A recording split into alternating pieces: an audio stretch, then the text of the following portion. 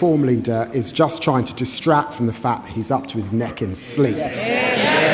He's got serious questions to answer and he can't run away from them. Labour isn't going to be part of this circus. I hear it's the people versus the establishment, the city trader, Putin admiring professional politician who's pals with crypto billionaires versus Count Binface.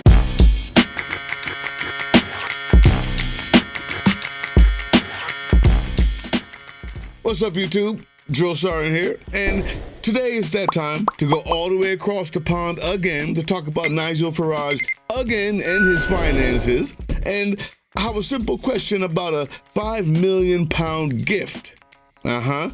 Finally made him throw his expensive toys from his pram and resign. Now, as we covered previously, Nigel loves money, right? But press coverage, not so much. Take a look here. You'll see the new media publication, and I'm going to try to read the headline like my favorite Jamaican reporter that's been in Ireland a bit too long. Sounds like this. Scandal hit. Nigel Farage resigns as MP but will run in by-elections. Did I get it right? Look. At the end of April, The Guardian revealed that after receiving £5 million from a British crypto investor living in Thailand, Nigel Farage decided to run for his preliminary seat in Clacton. Under UK parliamentary rules, this means that Nigel's gifts should have been declared. Well, obviously, because they're not corrupt by any means, are they? So, being the non-corrupt entity that they are, when it wasn't declared, the British press wanted to know about it, YouTube. All finances must be declared up to a year before a general election. Every other MP would have declared such a large gift, right? But Nigel doesn't think he should be subject to the same rules and has more or less tried to avoid answering questions, which has only made the story bigger. I believe this is called some version of the Streisand effect. First, he said it was a gift towards personal security. Then he said it was a thank you for Brexit. The balls on these guys, man. And then he said it wasn't anyone's business, period. And that's pretty much what you go to as a spoiled brat, isn't it? That's pretty much what you go to when you're Donald Trump or any of these other people who just have been drinking money out the breast since they flopped out of their mom. Why the heck are you bothering me, flea, ant, roach? What's wrong with you? Don't you know who I am? I've got to ask you a question about this £5 million gift from this crypto billionaire. You know better than most politicians how LBC works. I'm getting comments as you and I speaking. This man needs to tell us what has he done with the £5 million. Get him to be truthful. Nigel Farage, please, what has happened to this £5 million gift? With all due respect, what's it got to do with you? Well, because it speaks to the position of you hold in office. Initially, we were told that it was because of your personal security and it would pay for that for the rest of your life. Then apparently It was some kind of reward for campaigning for Brexit. I am told we have two different stories. Which is the truth? Well, I think you're contradicting yourself there, aren't you? Well, if you tell me what happened with the £5 million, then we're solved. It's an unconditional gift. I can spend it on Ferraris if I want. That'd be entirely up to me. Why did you say it was for personal security then? Because it was given as an unconditional gift, right?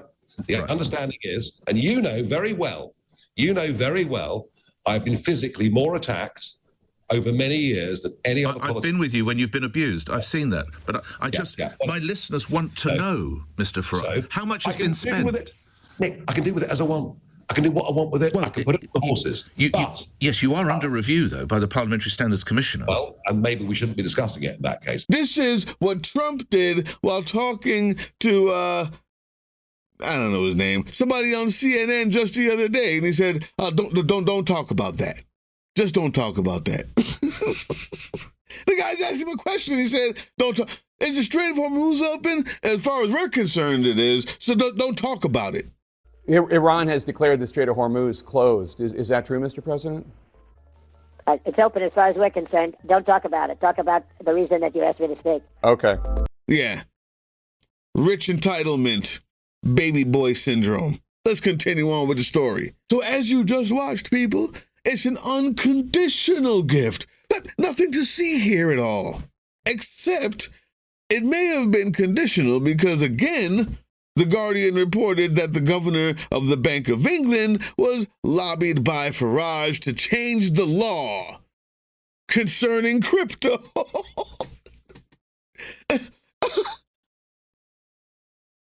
Bro, so my good friends across the pond, of course the press was not deterred. they just weren't deterred by that compelling statement. Huh? It turns out that there were other undeclared gifts too.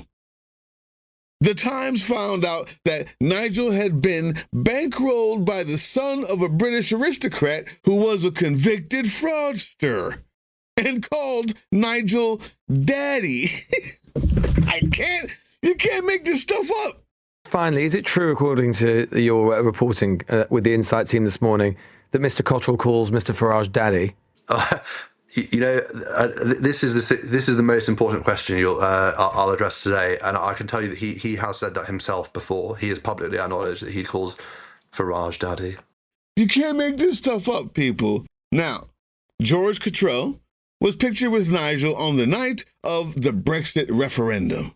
And for the past few months, we've been investigating this man, George Cottrell, a British aristocrat known as Posh George. He's not just a crypto gambler, he's a convicted criminal too. You probably haven't noticed him before, but if you look closely, he's everywhere. Like the day of the Brexit referendum back in 2016. There's George. Or when Farage had a milkshake thrown at him in Clacton-on-Sea. There he is again. Cottrell is pretty much always by Farage's side. Officially speaking, he doesn't work for Farage or Reform, but our investigation reveals he's indispensable to the man who may become Prime Minister. He provides him with political counsel and emotional support, but above all, money. The member for Clacton has described the gentleman George Cottrell as like a son to him, despite the fact that that individual is a convicted money launderer. What does she make of the potential connection between money laundering and cryptocurrency? I think it's extremely concerning, and that's why we would ban cryptocurrency donations. But how exactly did a criminal become Nigel Farage's right-hand man? And funnily enough, just like the other gift that Nigel won't talk about, concerned, don't talk about it. George also is invested in crypto. And he has a conviction in America for wire fraud. Come on, man. Come on, man. George, are we really wondering why people are asking questions about this? The entitlement. It's just too much. Nick, I can do with it as I want. I can do what I want with it. So, George Cottrell's mother, Fiona, has also been interviewed under caution about donations, funding issues and stuff like that concerning Reform, the Reform Party. Now, both cases have been referred to parliamentary standards, although parliamentary standards may be the least of Nigel's worries, as the National Crime Agency is also investigating certain reform banking transactions. As we previously covered, this is happening because Reform's finances have never been public, not the way that most political parties operate. Reform is a PLC, so cue Nigel Farage falling on his sword and letting the people of Clacton decide if he did anything wrong.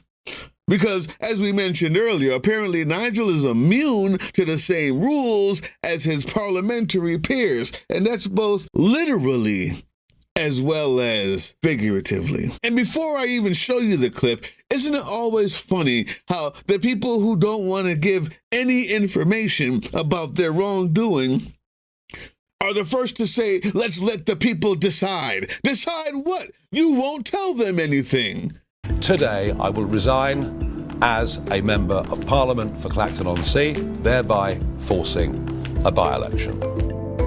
This is the first time that I have seen of an MP standing down not on a matter of principle, but essentially to burnish their own agenda and their own public profile. So Nigel Farage is standing down essentially to say, look, I've got these ethics, these standards inquiries into me. I think they should be put to the voters of Clacton-on-Sea and not really be decided by Parliament. Here we go. So, good and decent people of YouTube, he's resigned to run again for the same seat in the same constituency. Make that make sense, huh? All the main parliamentary parties are refusing to take part. Conservative leader Kemi Badenoch called it a hissy fit. Keir Starmer said it proved Nigel was up to his neck in sleaze. Great word. Great word. Even MPs made jokes in Parliament about it. Mr. Speaker, the Honourable Member for Clacton used to say, leave means leave.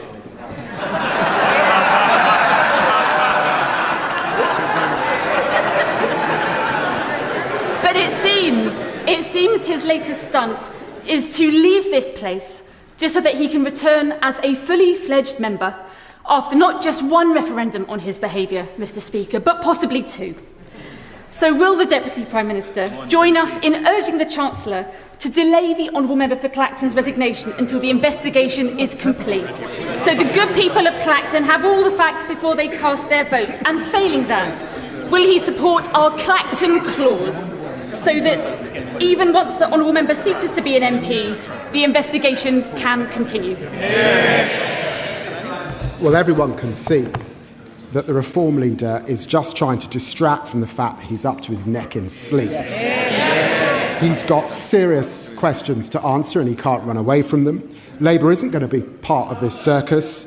I hear it's the people versus the establishment, the city trader, Putin admiring professional politician who's pals with crypto billionaires versus Count Binface.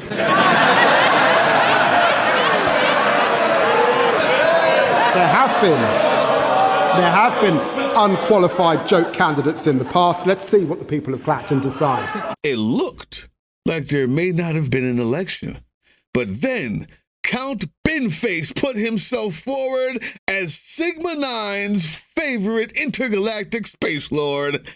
Now, the interview of the morning. Count Binface has confirmed that he is going to run in the by-election in Clacton if it takes place. This is the by-election that the major parties are saying, as we've heard from them all this morning, they are not going to run in. So who better to talk to about this?